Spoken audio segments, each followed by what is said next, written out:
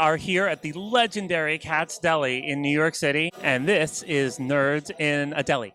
No, Nerds in a Bar. Of course, Nerds in a Bar. We are here with some old friends, some new friends, and some of the most amazing people I know. We're going to kick it off with my favorite person in the toy industry. Hey, it's Jeremy Padawar, and we'll all introduce ourselves. So I'm a partner at Jazwares, one of the owners of Jazwares, and of course we make, what do we make? AEW, Fortnite, Peppa Pig, Roblox, Pokemon, Micro Machines, Halo. What else? Give me more. Blackpink, Cabbage Patch Kids, Blippi, Coco Melon, Domes. Anyways, look, I already put you to sleep. The bottom line is, it's an amazing story. I can't wait to tell you. Of course, Wicked Cool Toys. We recently had the opportunity of joining forces. So we sold Wicked Cool Toys, but we remain partners at Jazwares.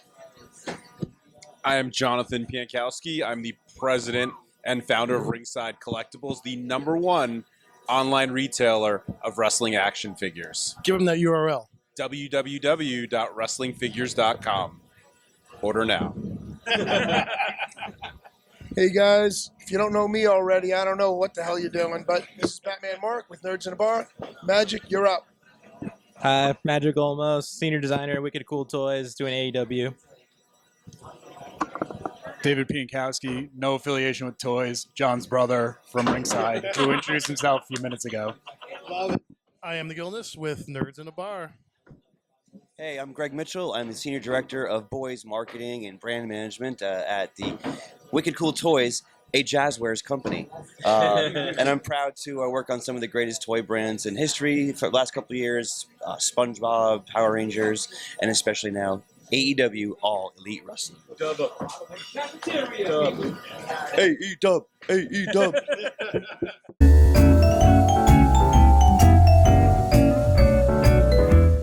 Jeremy, why don't you start by telling us how All Elite Wrestling and you got together?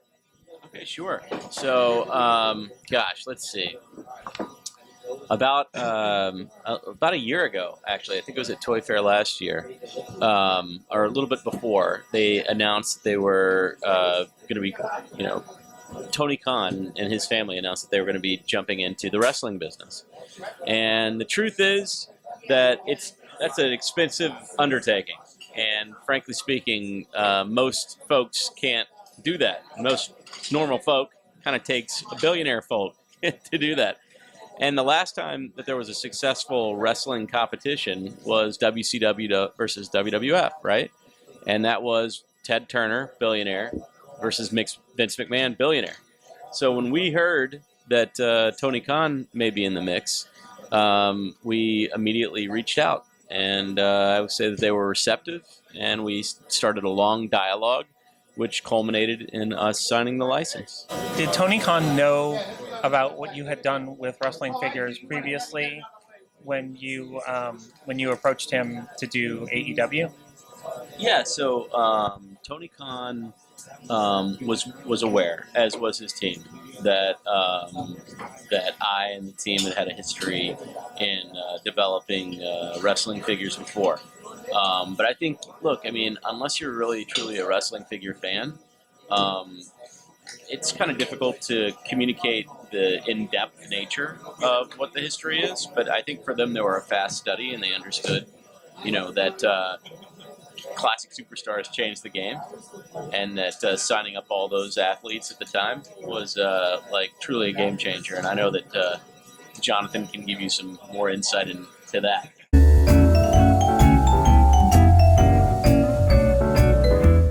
I would say back in the classic days, Jeremy kind of revolutionized the wrestling business because WWE was not monetizing their legends at the time. And Jeremy, by bringing the Classic Superstars line to life, he showed WWE that the fans want consumer products for their legends.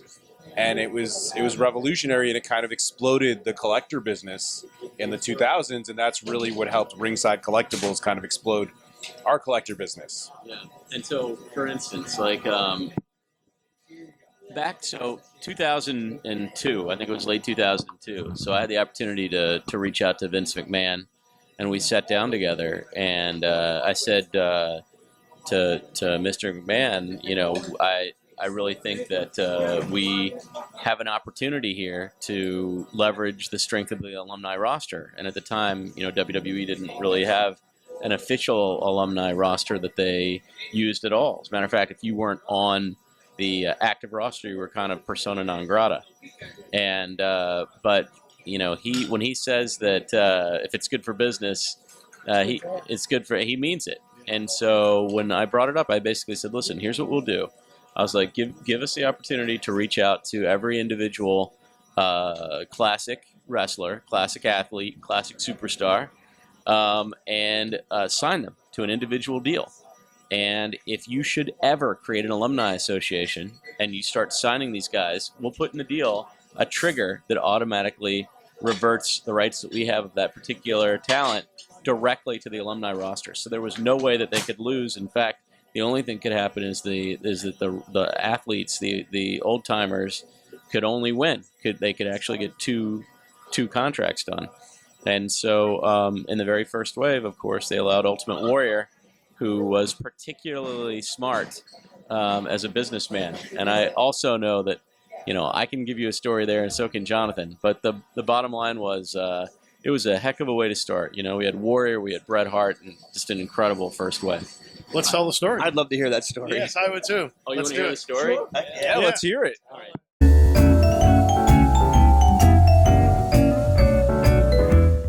So I called Jim. I called the Ultimate Warrior and had a conversation with him, and I said, Warrior, because that was his name, legally. I was like, we'd like to make an action figure. And the conversation lasted quite some time. And what I recognized in this conversation was that he was an incredibly savvy gentleman. He not only fully understood his importance within the roster, but he also understood that this was going to be a big deal. And he said as part of his deal, he wanted to make sure that he got some limited edition figures. And so that's why the Warrior 1 of 5s exist, because he basically said, you know, money wasn't the key. What he understood is that the value of the action figures and the limited edition nature of those figures was going to be way more valuable. So we signed the deal. We made him all of his limited edition figures that I know are out there and kind of like legendary now because they're so rare and so expensive. I think they sell for like $7,000 each or more. And we made him quite a few. No? You? I don't. You don't have any of the Warriors. I don't have any of the. Oh, no, he got all of them. Okay. Wow. Yeah. You mean Zack Ryder doesn't even have one? He might. I think Probably, Zach. I right? think Zach does. Yeah. I think Zach. Probably. Does. He's got everything. Yeah. So, but without necessarily going into all details, didn't you also employ Warrior Services around that time?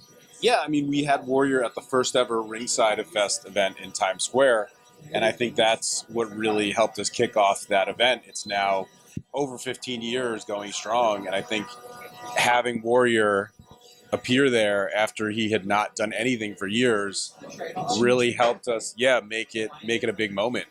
And we also did a shoot interview with him back in the day, and he was just such a smart business person. Like, he understood the business side of wrestling and the consumer product side of wrestling more than any other wrestler at the time. Yeah. So, and I give him a lot of credit for it because he probably made more off of that classic superstars line in terms of royalties and these exclusive figures than any other superstar.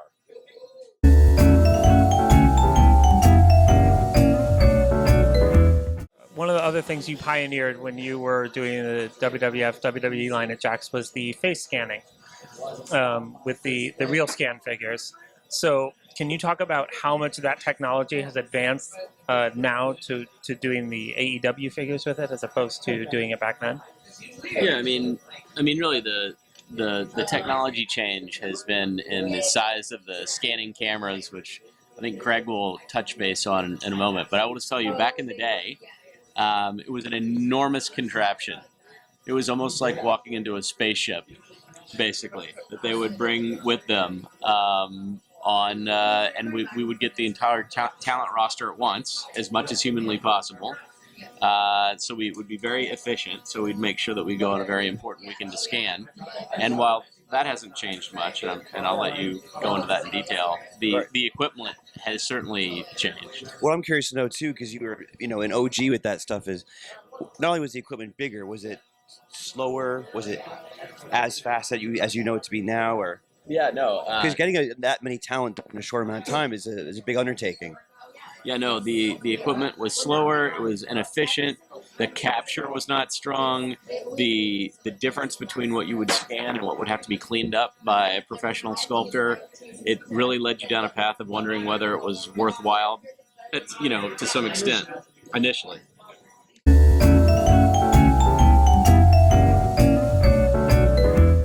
Magic and I had the opportunity to go to All Out in August of this past year, right before Labor Day, in Chicago.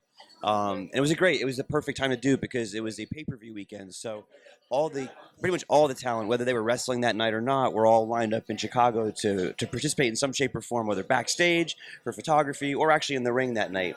And it was a great night too because we had a lot of surprises. Santana and Ortiz premiered that night.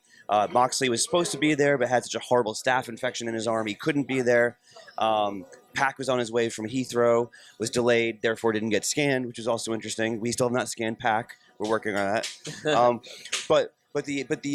It was crazy because the efficiencies were really, really strong. General Giant came and brought a much smaller sounding rig than you had to deal with. It was literally just a track that goes around the chair with a single camera. And it only needed a radius or a diameter of a chair and maybe 2 feet in either direction. And you can basically get a talent done with a couple different passes, with under 5 or 6 minutes, with a number of different expressions. The capture's quick. I think laptops now have more RAM and speed than a lot of tower computers did back then. So the equipment's light. It's easy, light setup, and it was pretty quick to do. It's not perfect. You find out how many wrestlers can really actually sit down straight and calm and not move for a total of 3 minutes. So there's a lot of those passes where you hit the monitor and it's a perfect half face, and all of a sudden it's like the whole face kind of just like blurbs. I have a classic one of Kenny Omega on my phone that I refuse to delete. But Magic had a really significant role in that because he'll explain it to you. He had to basically envision what he wanted from the figures, thinking multiple waves and multiple variants all the way down the line as he did each one. Yeah, that's pretty cool. Just beyond getting to meet everybody and to interface with them, I thought it was pretty sweet that I could tell them to make a face and they would actually do it. So I would say oh, open your mouth and clench your teeth a little harder, and they would do it and hold it. So I was oh my god, this is fascinating. Just watching it, because the thing looks like a microwave kind of spinning around. So you can pick photo, tell them make this face, and they'll do it, and then sit there with it. And I'm just wow, it's crazy. How many expressions would you ask each wrestler to make? We really just based on their time availability and what they want to do and what they feel comfortable doing. So usually we got 6 or 7 for each person. Wow. Yeah. 6 passes around. Yeah. And you were able to do that in a matter of minutes. Yeah, probably 10 minutes, about that. But again, it's just really, there's only so many faces they can make. They're not gonna go over there and stick their tongue out and do crazy stuff. So some will, and some won't. Yeah. You got the rock with his eyebrow, or you've got animals sticking out his tongue. Yeah. Everybody's got their expression. Yeah. It's signature to them. Yeah. Yeah, a couple of them really had a lot of fun. You also find out not only who can sit still, but who is maybe more confident in their ability in the ring, or maybe ability on a microphone than necessarily on camera. You see the shyness come out in some of the performers, and then in some of them like MJF or Jericho was a professional. He did it so many times. Yeah, they set themselves up, they ham it up.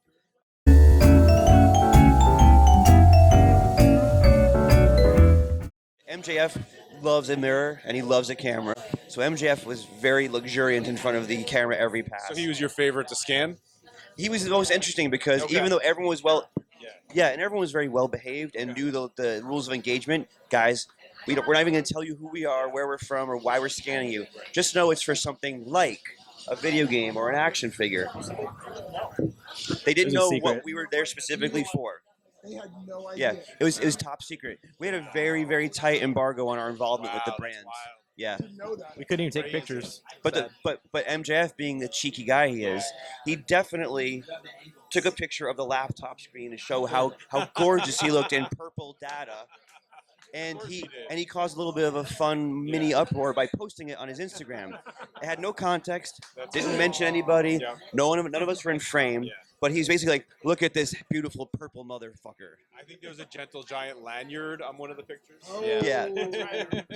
So naturally, people began speculating as to, ooh, are they being scanned by Gentle Giant? I heard Hasbro's got the deal, and we would just quietly laugh to ourselves.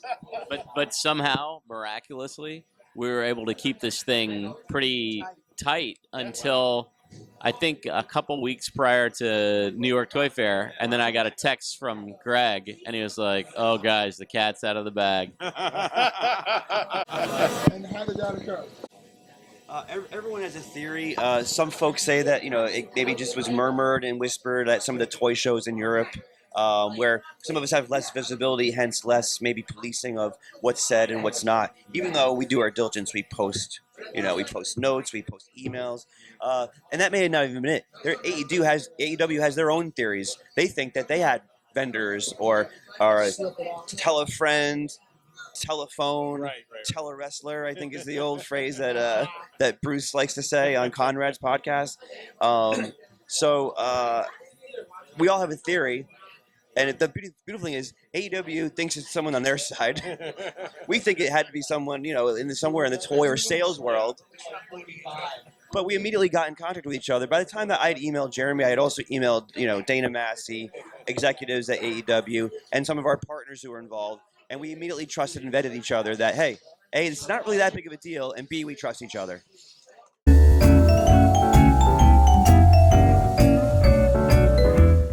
Talk a little about what the turnaround time was back when you were at JAKKS for a figure to go from the beginning concept to the end actual figure. And then Magic, maybe you can talk about how that timeline has decreased today with the advances in technology. I'm sure it has. Well, listen, no, I mean, I think Magic's got it right. Look, I give JAKKS all a lot of credit. We were very efficient. As a matter of fact, if that's one of the things that JAKKS was most remarkable with, I mean, we did a tremendous number of figures, maybe an unprecedented number of figures. If you look at the total slate of work, insane. And frankly speaking, it was really the best quality of the day. And certainly now, and as happens, every generation of figures has been better and better. We'd like to think that we've got the latest generation of figs now. And so, but I don't think that there's been any decrease in efficiencies.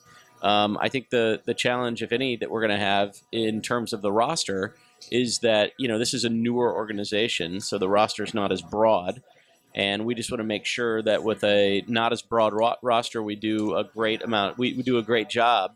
Probably will not be as prolific for a little while until their roster is broader. And at the end of the day, we just want to keep this thing rolling, and make collectors really happy for a long time coming. So, Magic, are there any challenges that might have been faced back then that aren't there now because of advances in sculpting technique or digital scans? Or I definitely think like the sculptors have gotten way better. Everyone's doing 3D sculpting now, so that portion, like, people are professionals, people can do it super quick, and people they mastered it, I suppose. Versus then, where it's probably still relatively new, and there's probably problems with the type of file or whatever, or programs, and not being as known and how to work with them. So yeah, it's definitely gotten a lot better, I suppose. Yeah, I mean, sculpting really has gotten amazing. Now, now it looks like, comic characters just step right off the page onto your desktop, or, wrestlers just, step right out of your TV and they're, in your living room rings now. It's really amazing how far some of that stuff has come. Some of the sculptors we worked with, some of them they know how to handle the head scans particularly because they don't come out perfect. Like they still need a lot of artistry to bring out the life in them. So the people we work with are able to bring that, and have worked with them in the past for years and years now, thanks to people like Jeremy. So they be able to deliver something pretty spectacular at this point. How long does it take to go from when you have the scan to when it looks exactly like MJF, like we saw? I mean, depending on who I work with, it could take a day, it could take a week. That quick? Wow. Just for the head scans. Oh wow. Yeah. I didn't realize it was that quick, the process. Yeah. I mean, these sculptors are amazing. Oh wow. People can do some amazing stuff it's nowadays. All digital, the sculpting. Mm-hmm. Okay, that's awesome. Wow. Shout out to any of your sculptors. Yeah, Dave Cortez, Gentle Giant. These are good.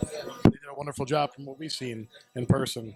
And as we said, the pictures that you've seen, they don't do these figures justice Not whatsoever. even remotely.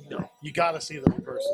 And one thing I gotta say is, talk about from where the industry was to where it's come to now. Yeah.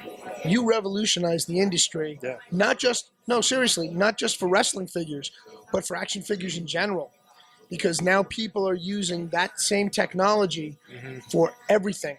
You can take a comic book and digitize it because of some of the things that you did to bring wrestlers into real life on a physical plastic level. Yeah. Star Wars figures have done the same thing. Yeah. Yeah. Star Something Wars as huge as this. They're this big, and the likenesses are real scale because of technology. You set the bar. You set the bar.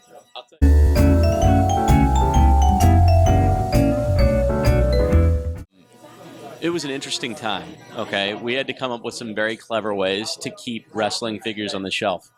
So if you remember, 1999, 2000 was the end of the Attitude Era. And that was an interesting time because wrestling was at the absolute top of its game. And from an action figure perspective between WCW and WWF, at the time WWF, there were more action figures sold at that time than ever. And so by the time I got on the business, after being on He-Man and Hot Wheels and all that stuff at Mattel in 2002, the business was a small fraction of what it was a few years before. To the extent that the Walmart buyer came into our gallery and said, if you don't make an improvement immediately, we're going to pull this off the shelf. And so I basically took that as oh my God, I left Mattel and I'm going to have a job in the toy industry for about 3 months and then I'm going to get fired. So we made sure that we very quickly reacted to that with real scan technology and also by, look, we had to make the best figures that we could because we had to do something to make them better. And then we also, again, having grown up in Mississippi and Tennessee and Georgia and all the southern states where regional wrestling was everything, I had an unusual intuition as to what regional wrestlers might make for great action figures. But then at the same time, this guy right here, who was graduating college at the time, I basically said to him, I said, hey, dude, I was like, you've got the best message boards, but best retail site. I was like, but I need help. I was like, and you have a choice. I was like, are you going to be a college student that goes to something else, or are you want to do this full time? I was like, you're going to be, I said to you the other day, you're going to be a slave to this business for the rest of your life? Or are you going to go out and do something new and fresh? And he was like, how many exclusives have you given me? I was like, I don't know, 3. That was the big question. It all came down to the exclusives. You sounded a lot like the Ultimate Warrior there. I learned from the best. From the best. Mm-hmm. Yeah, maybe not nearly as profitable, but no, but it came down to that. So he made the choice to go and to basically finish college and go full time. Yeah, right? and the classic superstars, as I said earlier, really just exploded the collector market for WWE, and it just brought in so many new collectors and so many new fans to the line.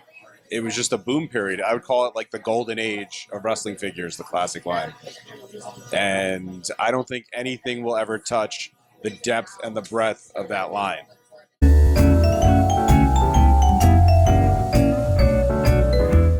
So I had some really interesting phone conversations. I can tell you that You know, What was the best? Well, classically, we found Yeah. Marty Jannetty in a YMCA bathroom stall. Nice. That was kind of fun. Who found him there? We had spies. Really? Yeah, did I never tell you that? No, so we had headhunters. Who were these spies? So we had a couple headhunters, like The several. Repo Man? Yeah. and we would pay people for heads. Wow. We have like here are the people we need. Here's how much we'll pay Can per you head. name one of the spies? No. Name a spy. We want to know. It's been long enough. They're out of the spy trade by All right, now. fine. My mom. Oh. Yeah. No. I don't have any particular spies that I can. Magic was your spy. No. That's why he left. Yeah. No, but Magic got up and left the room at that He moment. got real uncomfortable. And he talked to his wrist. Exactly. I want to know more about this. So Marty Jannetty's in a YMCA, and you get a phone call. How do they describe that to you? no. Yeah.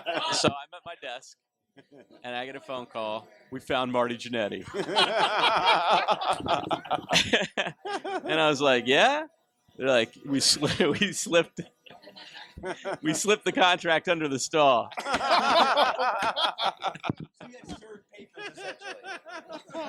Did he use them to wipe, or did he Yeah, sign no. it? Did he know what he was signing? I'm sure he did. Listen, all respect to Marty Jannetty. Yes, we love you, I Marty. have had nothing but positives, but that's what was relayed to me. Whether it's true or not, I do know that he was very appreciative and a great guy to work with.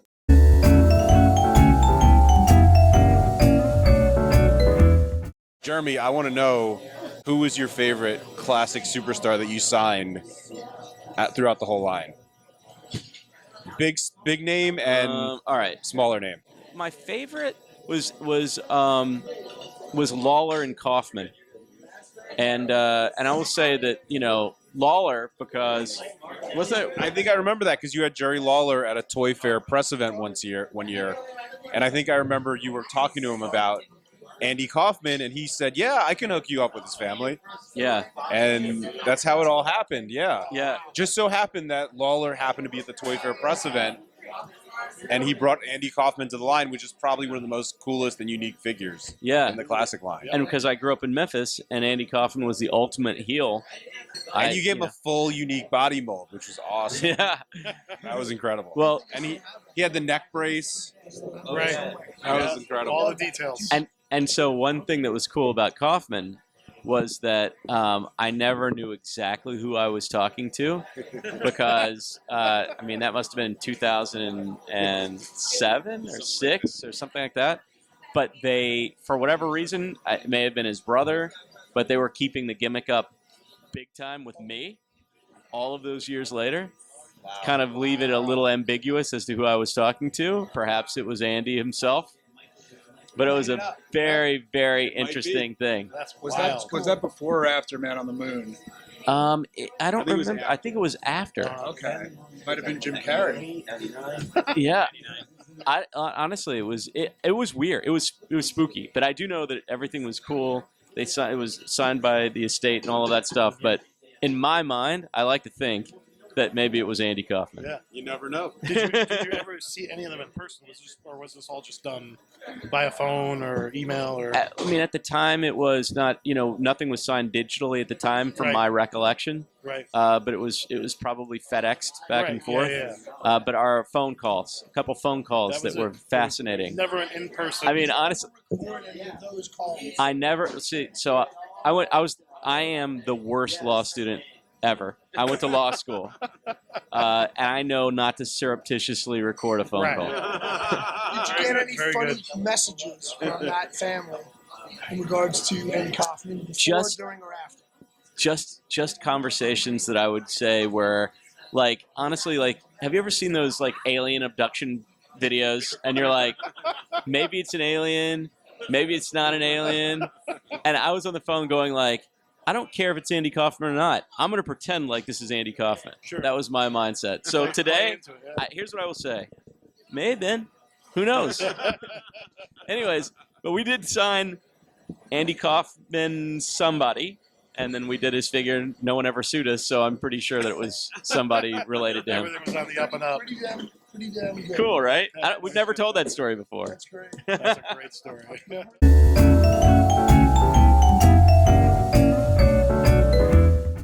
I had a phone call with George the Animal Steele. It was really early in the Superstars line. Yeah. And keep in mind, I'm 46 years old, but at the time I was like 29, 30.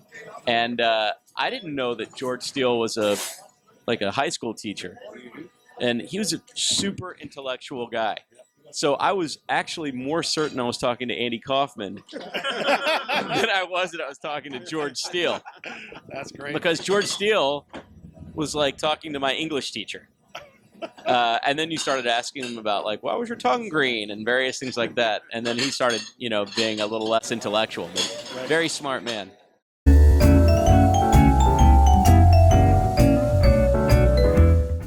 Ever try to sign Macho Man Randy Savage? So no, we didn't. Why not? So in life, Jonathan. Yes. In life, let's talk. Yes. You don't always get what you want. Okay, that's fair. But if you try sometimes, You get what you need. you just might find that you get what you need. Listen, no, I mean, look, everything has rules of engagement in life. Fair enough. Even the best relationships in the world have rules of engagement. Absolutely. And at the time, there was, let's just put it this way. Rather than focus on that, what I will say is Mattel's done some really good Macho Man figures. It kind of worked out because it helped Mattel kick off the line in a huge way. Yeah. For their line when they took over, because that was like the holy grail that had never been done. Yeah, so in a way, it kind of helped that was held back. I'm so glad we could have helped Mattel. Yeah. I mean, really. Well, it was good for Ringside. Ringside. They were good. Yeah, it was good for Ringside. Listen, honestly, Yeah. what And the collectors got filthy. whatever is good for wrestling figs in general, we're good with. Like, our hope is that doing AEW just stimulates the overall wrestling figure market and creates excitement for everyone. Like, we hope that what we do is good for WWE, AEW, New Japan, the Indies, everything. We want everybody to be successful. Yep.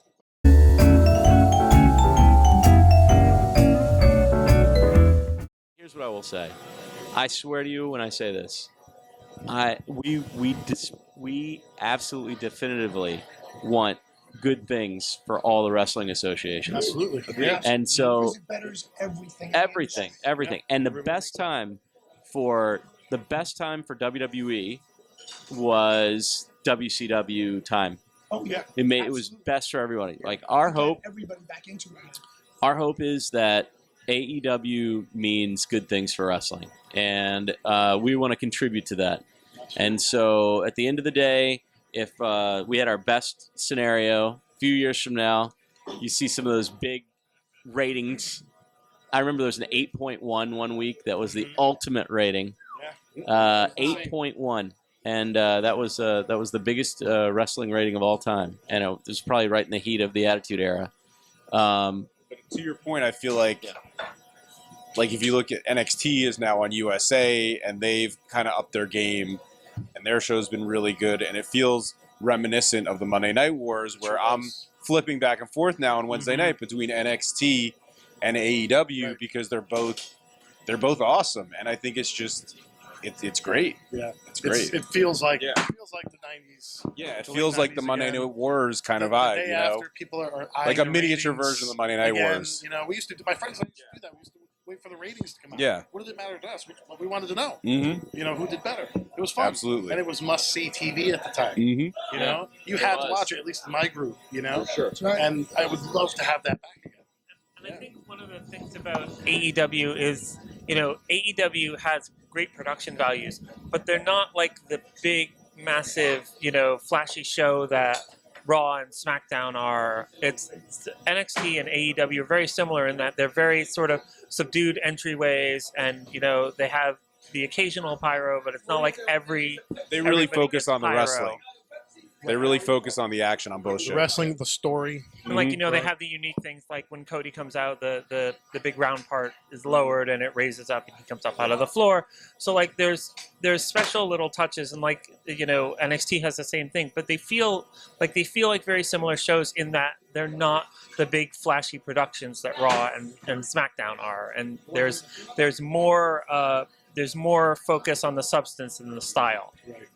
It seems to me, from when I watch, that they've taken a lot of what's good about today's product in WWE and what's good from the past, and kind of married the two together a little bit. I think that's what I see when I watch it, and I think it's a great direction because there's great things about WWE, right? But there's also great things about what it used to be, and that's what I miss, and I'd like to see that come out in AEW.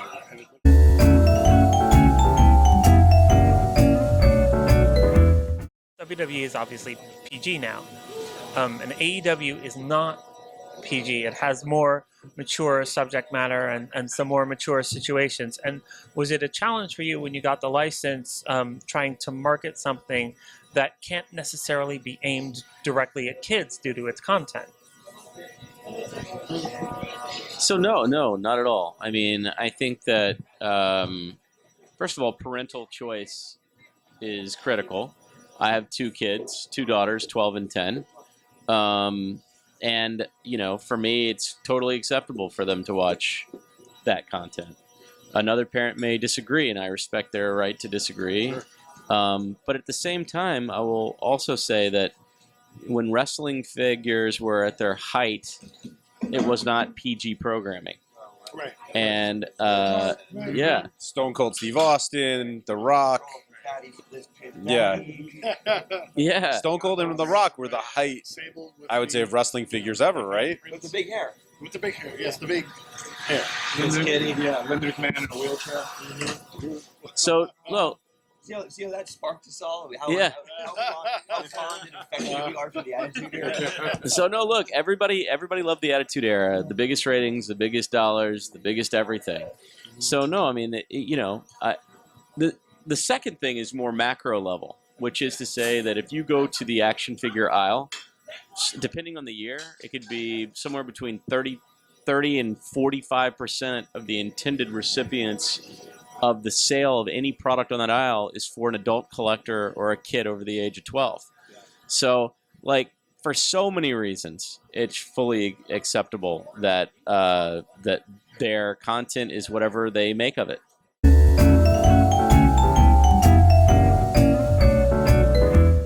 When I started working on Pokemon, it was 2006, and Pokemon was in the States about 7 years old, and it had come to a very different place at the retail aisle. In 99, 2000, and into 2001, Pokemon was the single biggest toy, not just card, but toy in the world. I mean, I think in the biggest years it was, let's put it this way, in the biggest year of Pokemon toys, it was 3 times bigger than the biggest year of the combined WCW, WWF action figure year. That's how big the toys were, and the toys were a fraction of the cards. So just put it all into perspective here, okay? So by the time we took over the Pokemon business in 2006, the cards had been doing very well year after year, but the toys had kind of fallen off the cliff.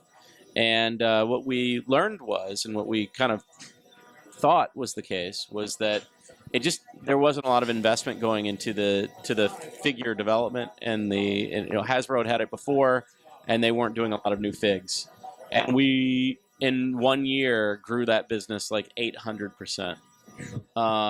It was amazing, and really brought back the toy line.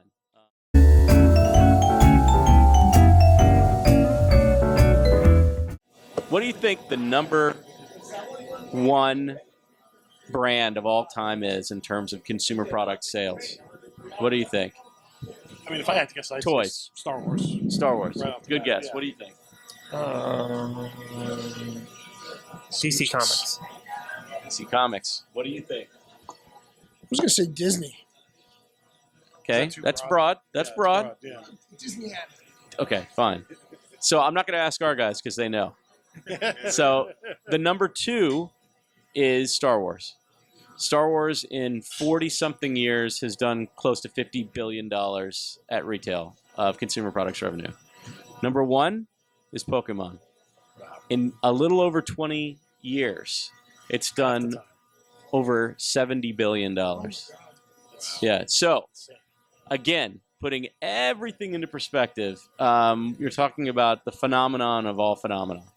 And I had no idea what I was getting into because who would have guessed that this was going to be that big? But it turned out to be that big, and really because the folks at Pokemon are brilliant, amazing brand people. They really know how to create and manage a brand like decades ahead of time. And so, a new generation every certain number of years, new content every single year, video games to go with the new generation, now movies, and then Pokemon Go, which was genius. Oh God, huge, yeah. And anyways, they were my business partner too, which changed my life. So my heart and soul is in the Pokemon brand for sure.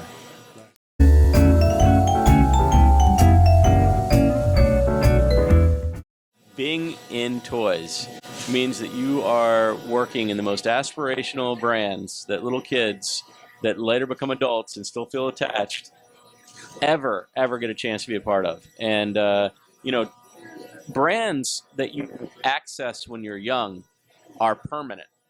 They never go away. There's no time in a human's life where they become more attached to something than they do when they are children. And so you have the opportunity to truly shape minds when you create toys and when you create brands for children.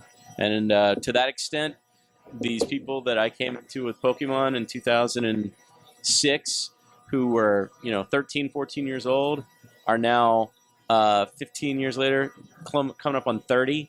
They have kids of their own. And I will say, just on a more macro level, and I know you're experiencing this too now, Greg, is that we're seeing our own toys being played with by people who are celebrating them, who may have millions of Instagram followers. Like MJF, for instance, at AEW, recently had an Instagram post where he's sitting on the floor playing with some of the old JAKKS figures. And I sat down with MJF, and he's like, "Oh my God, man. It's like, you changed my life, man." And he showed me this picture, and then he posted it, of him sitting on the floor with a backstage play set. This is when he was a kid. A kid. He's got to be Yeah. 8 years old in the picture. 7 or 8. Yeah. And he's playing with JAKKS. Yeah. Oh yeah, he's got Stone Cold on the bench press. The Rock sitting next to him, apparently counting reps for him or something. But it was that classic backstage playset that Jeremy and his team did back in the day. That's right. That's right. And who knew? Like, of all the things that we made, like that backstage set, I'll tell you, like, I was like, this is the throwaway. like I was like, who wants that? In the meantime, little MGF's playing with it. And then he became who he is today because of you. Oh yeah, no. He became who he is today because of the brand.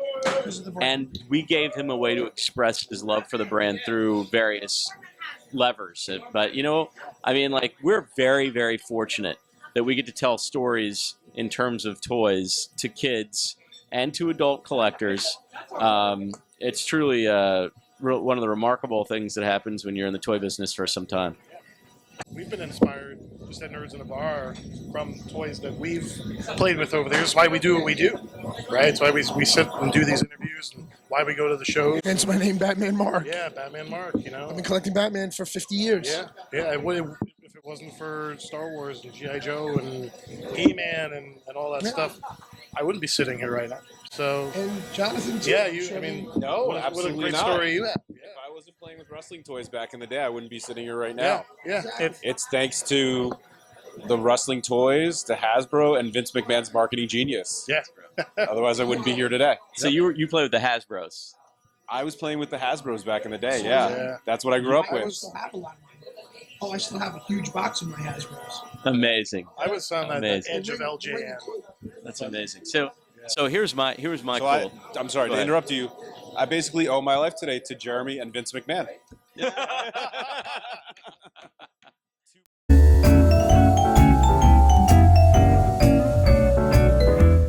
Here's my cool story. So living in Mississippi, living in Tennessee, 1984, I believe. So I was 11 years old, and I had a figure fed, but all my figure fed was G.I. Joes because there was no wrestling figures that I could get my hands on. So I had all my G.I. Joes lined up, I had all of their names associated with actual wrestlers. So Dr. Death, Steve Williams. Did your Fed have a name? I don't think I had a figure name. No, Okay. I didn't have a figure fed name. Okay. No, it was, but I'm gonna name it now. Do it. Little schmuck Jeremy. Figure fed.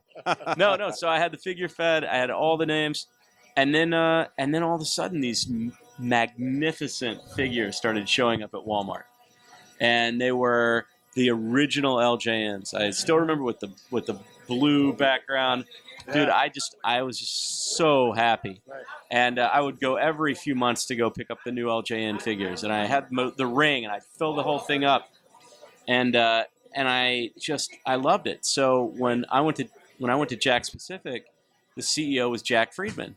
And Jack is the J in LJN. Yeah. And so having the opportunity to sit down with Jack, I would ask him all the questions I could think of. And then he would be, he'd be like telling me like, don't screw up the figure business, and I'd be like, oh God, LJN's gonna get me. LJN's mad at me. No, but it's pretty awesome the way the world works, So, I was the kid to play with the LJN, and to some extent, I got to hold the baton. Yeah. And to some extent, now I'm passing the baton Right. to Greg and Magic. Yeah. And it's just a kind of a cool thing, man. It's just a real cool thing to see. Do you know if Jack Friedman had a collection of the LJN wrestling figures of his own back in the day? No, absolutely. So Yeah. Jack had all the mint on card. Really? In his no. Oh man, I had this fantasy of his collection. Wow. Jack collected stacks of cash. That sounds about right. That sounds about right. Yeah. There you go. Like Jeremy could tell us that the next Pokemon is going to be him, and we would believe. No. Jack Friedman Pokemon. Yeah, there you go. There you go. I will say, Jack Friedman is a legend. He's in the toy.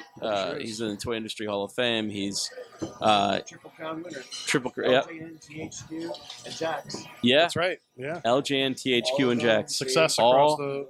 Yeah. public traded companies that started by Jack Friedman. So the baton's getting passed over to you guys. How do you guys feel about that? That's a pretty. Those are some shoes to fill. Huh? I like to think of it that Jeremy's taken the baton, stretched it out, and then folded it into a triangle. So he can either keep a full grip or even just a dainty little hand on it while the two of us kind of hold on for dear life. Learning. Look, we're all toy fans. We love what we do. We've got fantastic wisdom, passion, creativity, strategy, leadership, and the best boss a guy could ask for. And we're excited and happy. We've both got ideas. We've both got passions and a way of looking at AEW that we hope and think is going to be strong, unique, and very much in sync with what the AEW stands for and what the fans want from it. I keep going back to it whenever we talk with the press this past week. My whiteboard in my office, I got the biggest one I could that Jeremy would sign off on the budget for, and he was generous to me. And my initial goal was to make room on it because it's so big, Halo, Micro Machines, and AEW. I had to get a second one because AEW and Halo are fighting for equal space on it. Because I've got one of the greatest video game franchises of all time to keep my gears going and get me salivating for what's next. And I got one of the greatest wrestling franchises burgeoning in the making, and a really great creative partner that we could sit and literally for hours strategize on waves. It's almost like how studios swap around like release dates on a big giant calendar in deference to, well, this movie's coming out Memorial Day weekend. We'll move it to July 4th. We do that with waves 1 through 7 on a very regular basis. Wave 1 and 2 is baked in. Now we're thinking waves 3 through 9. Who's moving up the card? Who has a rocket ship strapped to their back and is now like soaring into the creative? We might have not considered all that important at first, and even AEW wasn't quite sure what the long-term booking ramifications for that talent was. Oh yeah, they're throwing constant curveballs like that to us. To bridge the connection there, we scanned back in August. We have to do a full roster scan again in May in Vegas at the MGM Grand for Double or Nothing, because there's that many new talent there that they really are looking to build the brand, especially with the announcement on TNT that they're going to have a second show. We don't know what the second show is, but there's a lot of talent there to have. So that Baton is a valued and shared device. It's one that Magic and I take with a lot of humility, pride, and excitement. From what we've seen, you've been doing a great job.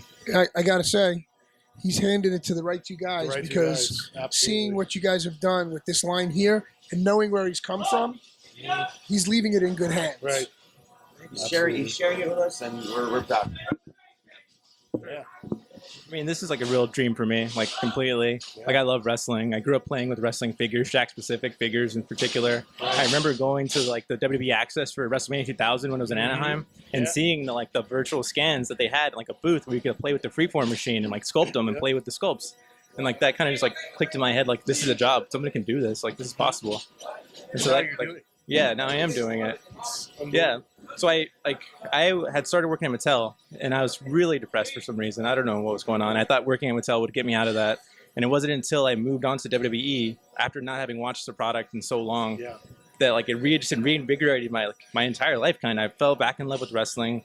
I found like a real passion for something I wanted to do, because I realized I played with these figures. Like now I have a chance to create some stuff. And then actually losing that job was a real blow to like everything for me. And everybody at Mattel kind of called Jeremy for me and told him, like, this guy, like, he's good. He wants like a job. Jeremy, being the person he is, he hired me a week and a half later. And I was able to carry on for WWE there. And so now for this opportunity, something like I never would have imagined would ever happen, because it wasn't even a thought of a year ago. To have this come to fruition, like a new brand. Yeah, it's the literal dream for me. Like, I can't believe how happy I am and how great of an opportunity this is. Well, I mean, look, all of this was orchestrated. You know, there's always an evil plan behind everything. And you were just part of the evil plan, my friend. So, no, the truth is, like, you know, nothing happens on accident. You know, when you're doing it the right way, it's not on accident. And this guy was a real talent. And I thought, you know, we got some interesting business we can put him on right now. But it made it really easy to kind of immediately jump right into the AEW business when you knew that you had such talent right there. And like, again, I will say, again, to credit the Mattel guys, like, even though there was that bad moment, my phone blew up, man. My phone blew up. They're like, this guy, you got to go after this guy.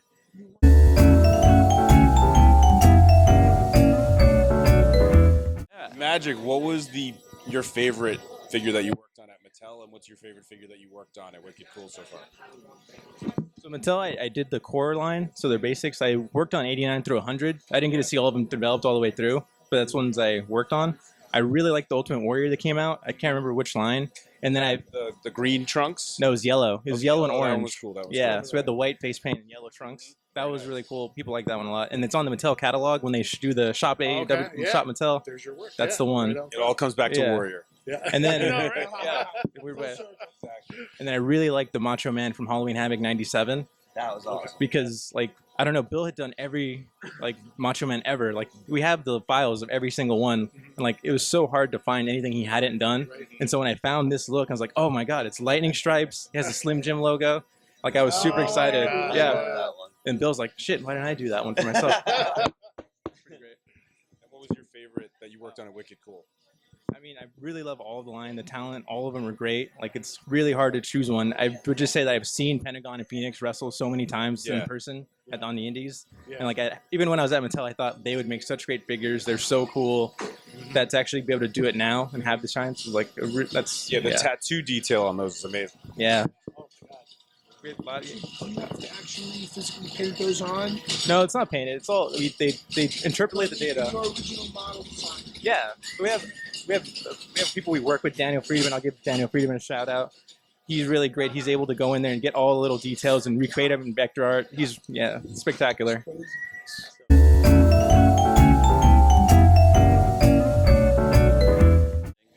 So actually, my favorite wrestling fig is not really even part of the wrestling line. Really? No, What was it? but I still consider it sort of an extension of wrestling. Yeah. It's the Mike Tyson in the Rocky series. No way. Wow. Yeah, Did you have to go out and sign him directly? yeah, Did you yes. talk to him? No, I did not. Don King? I think it was Andy Kaufman. Were No, it was you a big Tyson fan back in the day? when absolutely. Yeah, dude, I actually, when he lost his last fight as an adult with my wife literally sitting there, I cried. I was so like distraught because, here was this, heroic figure who I think it's very clear to say flawed heroic figure who made huge, huge errors of judgment and perhaps even worse. Okay. But still, just the tragedy of the man that really caught me up. But to celebrate the Tyson era boxer in a Rocky set was really cool for me, just because the best of what Tyson was when he was the young Tyson was pretty amazing. Hey, listen, and that's a whole thing. But He was raw. he was raw. And I think he wasn't focused. if you see Tyson's one man show, he's quite genius. Yeah. He's Extremely quite genius, extremely smart. Street smart, and then educate himself And afterwards. and the tragedy is that under different circumstances, this man probably would have never been like a caged lion boxer. He probably would have been an intellectual, because you can tell the guy's IQ is off the charts. But and then subject to having done some really rough stuff. But Suffering some major losses in his life. major losses. But I would just say that like for me, like still the complicated human that Tyson is, having that action figure was really cool for me, because I thought it was just so neat. And plus, I'm a big boxing fan, so that was the one boxing figure we were able to pull off, really, because Rocky sadly is not real. It's real to me. It's real to me, damn it. My favorite figure in the Rocky line was the slab of meat. Oh, of The course. meat. Oh my That was God. genius. I almost forgot The about only slab of meat action figure ever been done. And that ever will be done. Unless you get the Rocky line back. No thanks.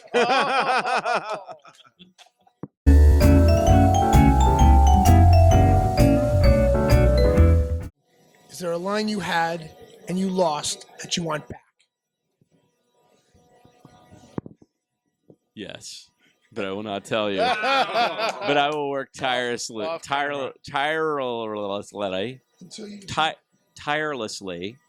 until we get it back. I know what it is. Van Helsing. Good movie. So I got to tell you. So I'm going to give you a Van Helsing story. Yes. Oh man. We've all been So waiting for it, man. I don't think anybody. We're getting a Jeremy deep cut. I'm not sure anybody wants a Van Helsing story. But here's the Van Helsing story. So I go to the premiere of Van Helsing, and I'm sitting next to my my old colleague Michael Bernstein, and Bernie and I are sitting next to each other. He's sitting right here, and the movie finishes, and I said, "What'd you think, Bernie?" And he looks at me and goes, "I don't think that's gonna sell out of action figures."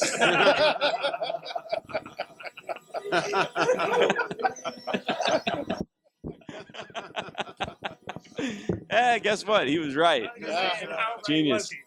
He was very, very right. But I'm still waiting for Universal Classic Monsters to come back and do a whole thing that's really, really cool, because I still think there's something there. Maybe Van Helsing. And Van Helsing could probably be told as an amazing story.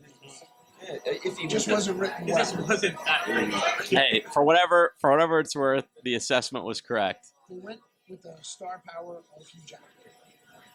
You can't argue with that. And unfortunately, he had terrible writing.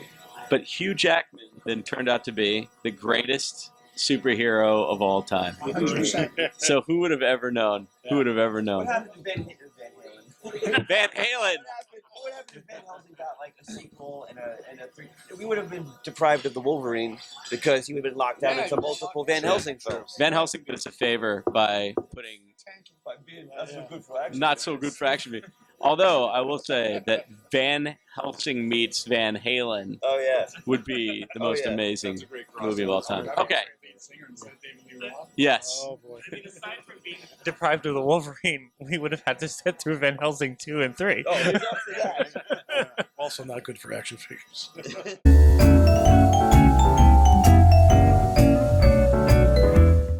Jonathan, I wanted to ask you a question. Go right ahead. So you've seen, every wrestling action figure that's come out for, Ever. pretty much for the most recent past and the far past and the recent future. So you've seen all of these AEW figures. Obviously the entire line looks amazing. Mm-hmm. Are there any in particular where you're like, that's going to be the first one we're out of? Good question. We're basically placing bets, speculating here. This is Which one's going to sell out first? The one of 500. I don't know. Maybe. yeah, that's pretty easy. I'd say with the EVPs, it's kind of a tie because all of them are the face of the company. And they all founded the company and they have that relationship with the fans. So I feel like the EVPs are going to be the first ones to go. For the collector community who have been waiting for these characters, it's, it's going to be incredible.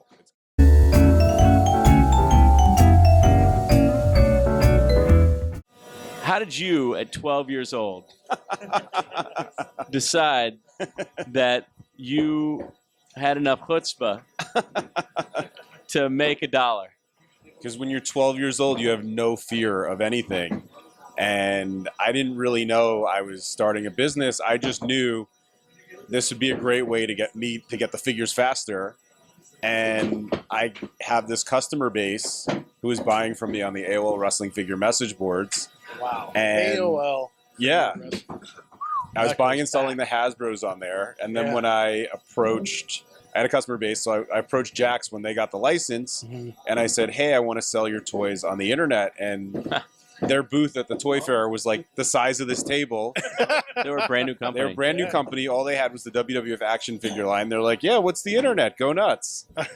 And I literally got out the yellow pages. I said, okay, how can I get these from China? Got a freight forwarder. And it just kind of grew and grew from there. And then when I graduated college, that's when Jeremy took over the Classic Superstars line. And it kind of helped me just explode the business with the collector market. So I think when you're that young, you have no fear in terms of, investing any money you have into like some endeavor, because you don't even think there could be negative consequences. You're not even thinking of that. And I think it's more difficult when you're older to take that kind of risk because you might have a family, you might have a lot more responsibilities, and the consequences are greater. So I think the fact that I was younger and the timing was was perfect. I've called it figure fate. Yeah. In other interviews, and I think that's what it was, because if JAKKS wasn't starting their company at that time, if it was Mattel or Hasbro, they would not have wanted to deal with a 12-year-old. Yeah. There's no way. I'd like to add that our parents' garage was also very beneficial by being the warehouse and the basement and the attic. He ruined the ping pong table when I was 6 I broke the ping pong table in the basement because we put too many boxes of toys on it. Destroyed. My brother here was very upset about it. I was very upset. Did he bought you a new? Yeah. No, I live in Manhattan and there's no room for a ping pong table. So I think he would now. I would expect it, but there's no room for it. But. So yeah, I'd say it was figure fate with the fact that JAKKS was a brand new company, and it was figure fate that Jeremy started the Classic Superstars line right when I graduated college. And then e-commerce itself on the internet, right? Absolutely, yeah. All that's starting up at this time. And coming together. One of my passions, aside from wrestling, is online marketing and e-commerce. Mm-hmm. Like I eat, sleep, and breathe that. Yep. And I'm maybe more of a slave to that than even wrestling figures. And it's just a passion of mine. Yeah. And it's really been exciting to kind of grow my business alongside the whole e-commerce industry. Did a great job with it. Thank you. Yeah, Thank you. You're welcome. I appreciate it. Of all the things that have happened in toys and in figures and in wrestling associations and in everything else, the one constant through all of it has been Ringside Collectibles. I mean, you have been Thank you. We appreciate it. We appreciate most consistent We appreciate it. supporter of wrestling figures. Thank you. Has been you and your team. We appreciate that. Yep. We work hard at it. Yep. Except for Trevor. I'm just kidding. He may work harder than Yes. everyone on our team combined. Yes, he does. And it's great to see. I mean, for the longest time, Jonathan would not step in front of a camera. He would not. He put the business in front of himself. He wouldn't even come. Like, it got to the point where I didn't even want to ask anymore because he was just like, "No, it's okay, it's okay." The man behind the curtain. Yeah, and then Toys Have Made Us, and I gotta tell you, I'm happy that he did. I'm happy that he did because people should know.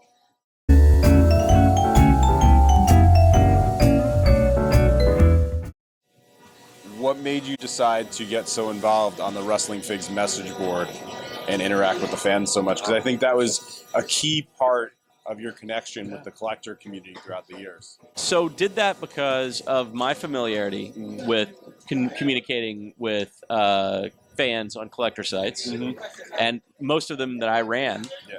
And then when I went to Mattel and worked on He-Man, first thing I did was reach out to the #1 collector site with He-Man.org. Did the same thing with Hot Wheels. Did the same thing with actually SpongeBob in 2002 when I ran that business.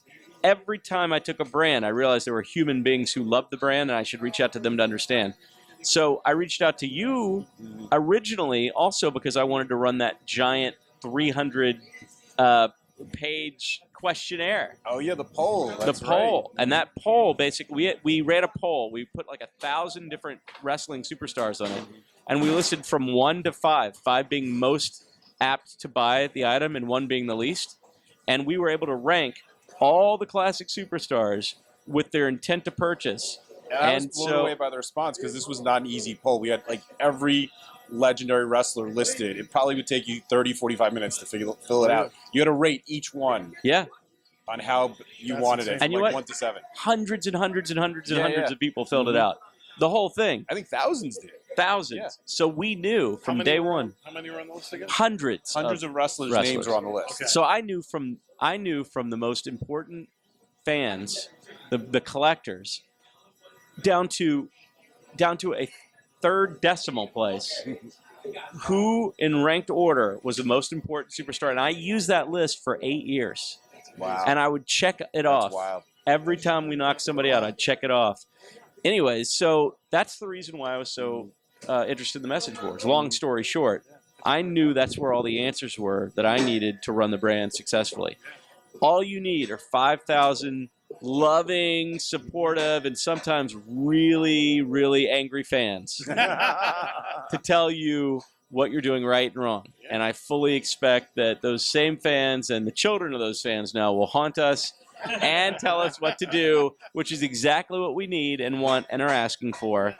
And so, not only that, at the time I was also running Jeremy.com. Remember Jeremy.com? I do.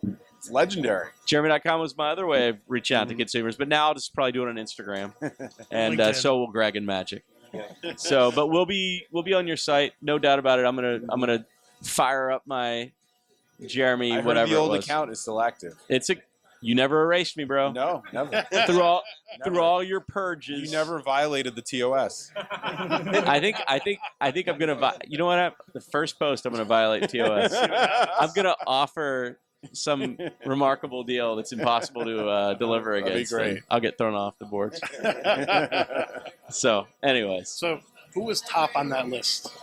And who was bottom on the list? If you remember, Marty Jannetty? No, I think Maybe Warrior? I think look, or Macho? Yeah, if I name 5 guys, they're probably in the top 5. Okay. I mean, Warrior and Stone Cold. Right. Stone Cold and The Rock probably weren't there yet because they were literally 2 years off the shelf. Yeah, at the time. They were pretty recent. But like Warrior and Macho Man, Road Warriors were really scoring high at the time. Yeah, the premise of the line, fans wanted people who've never been done in years. Correct. Right. Mm-hmm. So yeah, a lot of the guys that showed up in LJN, a lot of the regional guys that were at the very top, that never had an action figure really outside of like maybe Rimco or AWA or that sort of thing. Who hit But that bottom? at the very, very, very bottom, like dangerous Danny Davis or something. I mean, I'm sorry, Danny Davis. You weren't at the top, but Yeah, I was just gonna say, isn't that the newest Build-A-Figure? oh, is that right? Yeah, it is. Yeah. Oops. Guess what? We finally got to the bottom of the list. We No, finally no, no. got Honestly, no.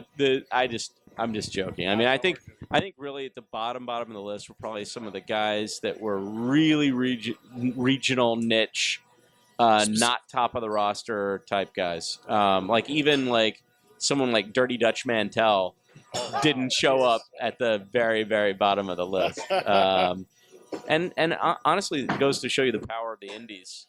Because some of the folks who had never, like Abdullah the Butcher, did he ever? I mean, he was in the WWF at some point, but I don't even think. No, you had legends that were never in WWE. That was awesome. That was I love incredible. that. Yeah, It was unheard of. yeah, I love that. That was great.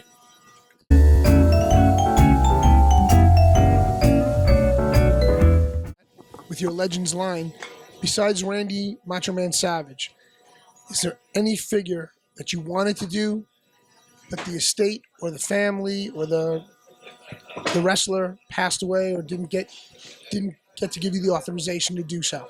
Yeah. So my, the one that I had many conversations with Martha, and so Owen Hart was the one that got away from me. Just a lovely family, lovely wife. Some things you just can't get beyond, and I wasn't going to be able to accomplish that. But I really felt like she and her family and Owen and WWE certainly understood, obviously on their end as well, and it just wasn't going to happen. But perhaps you never know what can happen now.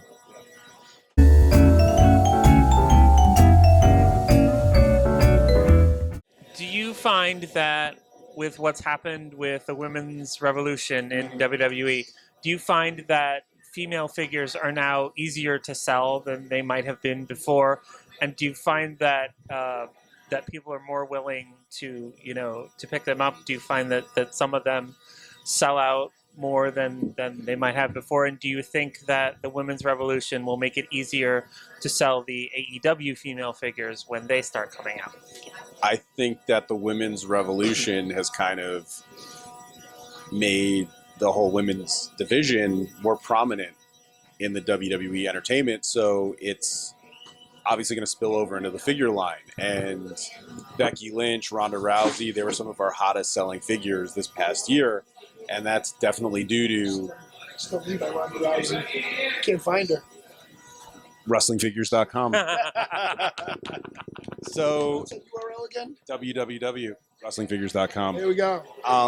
So yeah, the women's revolution and Ronda and Becky and Charlotte main eventing WrestleMania really took the women's division to another level, and we definitely saw that in our sales for all of their figures and all of the female figures, because collectors always wanted the female figures, and I think the biggest difference now is that the mass audience now wants them also, and I think that just the increased prominence on the card and the fact that they're main eventing and they're in so many more storylines and there's so much more important characters on the show, that's the biggest reason why they're selling so well. Right. I mean, I think when Becky made the cover of the video game with Roman Reigns, it was really sort of that sign that the page had well and truly been turned on merchandising in terms of the way the females were going to be marketed and merchandised from now on. Oh, absolutely. And I mean, I think in terms of how they're merchandised and they're pushed, and in terms of their athleticism and the quality of the women's division matches now, it's on par with some of the men's division matches, or most of the men's division matches, or they're outdoing the men's division. And it's really incredible how much the women's revolution has kind of exploded the female action figure market for wrestling. Yeah, I mean, I really think it's been incredible. Like I can't imagine a few years ago people would be clamoring as much for a Becky Lynch figure as they are now. Yeah, I mean, well, now she's an A-level top star in the company, and you're right. It's a testament to her talent that she really kind of, her and Sasha Banks, Charlotte, and a lot of the women there helped spearhead the whole revolution to this point, and it's awesome to see.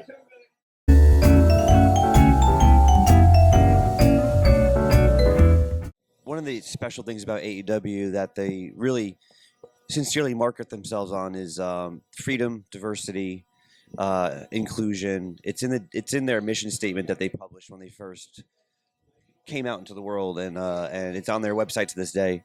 At least last time I checked. That should be reflected in everything we do in the figure line. That includes more than just women and female figures. It means everything about the characters themselves. We currently have the first transgender woman world champion. That's very interesting. We have a roster of international female heroes on AEW from Japan, from Europe, from the US. That's all part of inclusion as well. We're proud to have Brandy in the first wave. She's a very important part of it. She's right there with the EVPs. She is one. And like I said, that big whiteboard, the giant monolith that the chimps, Greg and Magic worship like in 2001, where we've got all the female names that you know on TV and think of and could probably guess right now in those mixes. And we're being careful. We're being selective. There are more male talent on the AEW roster than female at the moment.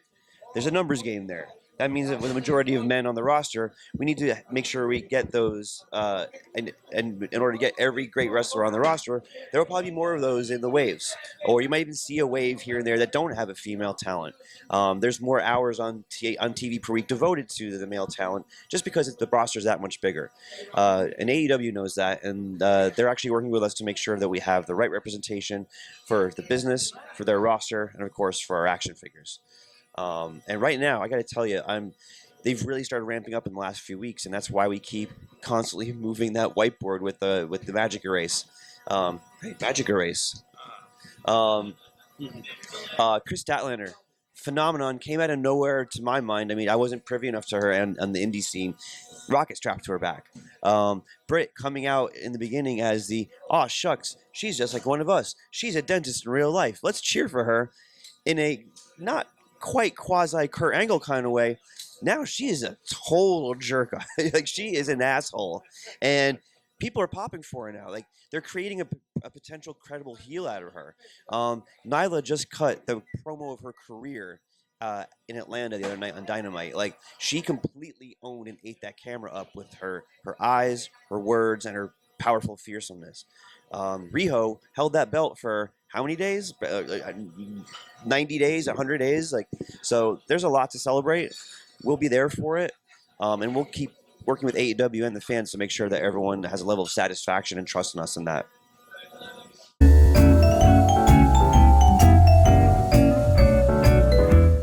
This has been one heck of an evening, but I still have a train to catch if it's still around. But thank you guys so much for coming out and joining us tonight. Yes, Jonathan, it was a treat. It was a treat having you out here. Thank you for dinner. And Greg, absolute pleasure. My new friends. Yes, we will be around. I did promise you guys at the beginning this was going to be one of the most incredible things ever committed to video. Great stuff. So I don't deal in hyperbole. So from Katz Deli, we have Nerds in a Bar signing out. The Gilness. Greg Mitchell. Database Rob Hull. Jeremy Padawer. Jonathan from Ringside. Batman Mark. Magic Olmos. David, John's brother. And we are Nerds in a Bar. Good night, everybody.